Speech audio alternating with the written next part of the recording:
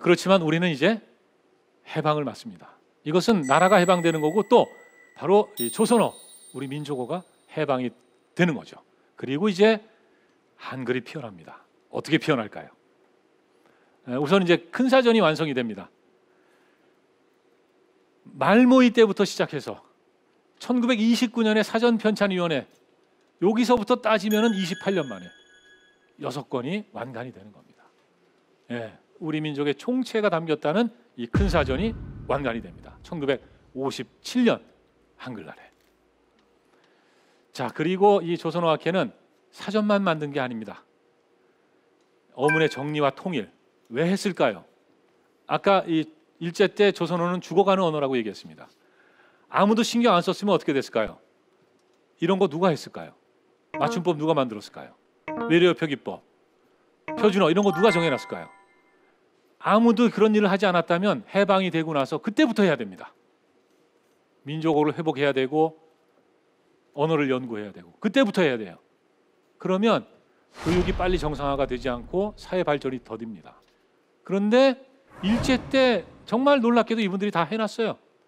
해방이 되자마자 이분들은 이제 감옥에서 풀려 나와서 바로 모여서 바로 우리 말을 회복하고 글을 회복하고 그리고 교육을 정립하는 새 사회를 건설하는 이런 일들을 하게 되는 거죠.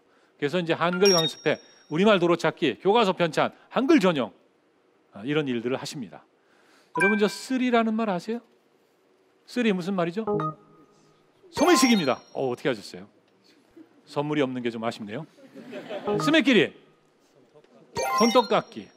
이 스매가 손톱입니다.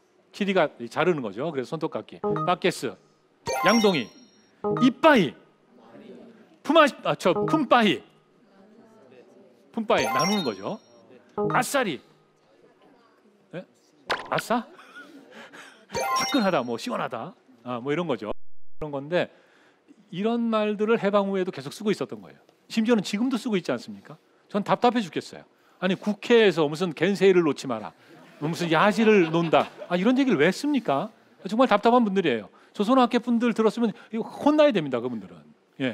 그래서 이제 이런 것을 우리말로 바꾸는 그런 운동도 하시고, 자 교과서, 이 처음 교과서는요 대부분 조선어학회에서 만듭니다. 국어뿐만이 아니라 이 도속 교과서 같은 것도 만들어요. 이것은 첫 번째 한글 교과서입니다. 한글 첫걸음.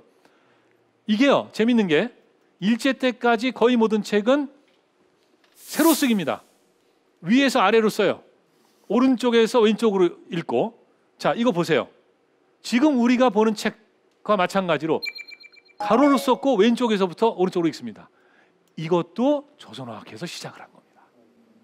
지금 그 혜택을 우리가 누리고 있죠. 왜 혜택인지는 일본 사람들이 여전히 세로로 된 책을 보면서 아주 불편해하는 거, 이걸 여러분이 한번 확인해 보시면 어떤 혜택을 누리고 있는지 우리가 알 수가 있습니다. 그리고 중요한 게 바로 한글 폐지입니다. 한글 폐지가 아니죠. 한자 폐지입니다. 제가 조금 흥분했어요. 한자 폐지입니다. 이게요 한자 폐지하면 안 된다고 반대하는 분들이 계셨습니다. 절대로 안 된다. 세종이 훈민정음 만들었을 때 이거 안 됩니다 라고 반대했던 최만리 같은 그런 학자가 있었단 말이에요. 해방 후에도. 그런데 조선어학회 분들은 뚝심 있게 밀고 나갑니다. 그래서 폐지를 시켜요. 1948년에 6번째 법률로 한글 전용법이 만들어집니다. 이제 대한민국의 공용문서는 한글로 써요. 고종의 국문칙령과 같은 그런 의미입니다. 문제는 이제 얼마 동안 필요한 때는 한자를 병용할 수 있다. 이것 때문에 필요하면 한자를 병용할 수 있다. 이것 때문에 한글 전용이 그렇게 속도감 있게 이루어지지는 못했습니다. 좀 아쉬운 점이죠. 그렇지만 저는 이렇게 생각합니다. 이분들이 한글을 택하고 그 한글로 학교에서 교육을 했습니다. 그리고 해방 이후에 학교에서 한글로 교육을 받은 한글 세대가 사회에 진출을 합니다.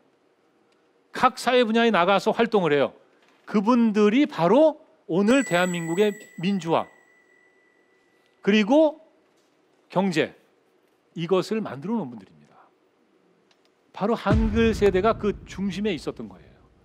한자였으면요 교육이 그렇게 쉽게 됐을 거라고 저는 생각하지 않습니다. 왜? 해방 직후에 문맹률이 78%입니다. 그런데 지금 대한민국은 문맹률 1% 미만의 나라라고 얘기해요. 문맹률이 중요한 게 아니고 문해율이 중요하다 이 얘기를 하는데 이건 다른 차원입니다. 글자는 정말로 배우고 싶습니다. 문맹이 있을 수가 없어요. 교육을 좀 받으면. 한글은. 한자요? 한자는 3, 4년 공부해도 신문 읽기 힘듭니다. 이것은 일본의 현실이에요. 왜? 일본은 지금도 가나 문자하고 한자를 섞어 쓰고 있기 때문에. 저는 이렇게 생각합니다. 왜 한글을 택했나? 한글 전용의 길은 무엇인가? 그것은 바로 이겁니다. 문자가 사람을 지배하는 세상이 아닌, 옛날엔 그랬습니다. 사람이 문자의 주인이 되는 세상을 꿈꾼 겁니다.